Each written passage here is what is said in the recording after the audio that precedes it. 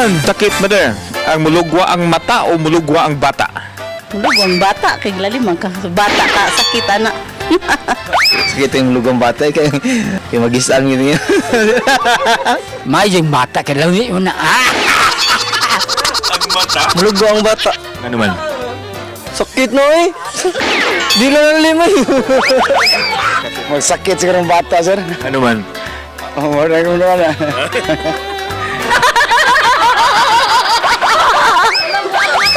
Mulugo ang mata. Ano man? Sabi ko na mulugo. Ang ulo. Ang duha.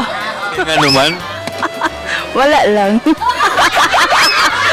Lugwang bata. Ano man? Sakit man mga anak sir eh. Ang mata? Sakita jud. Ang mata pwede naman nimo sigasigaon para mulugwa. Mulugwa ang bata. Watong mong kamagayo, mulugwa ang bata. Saman!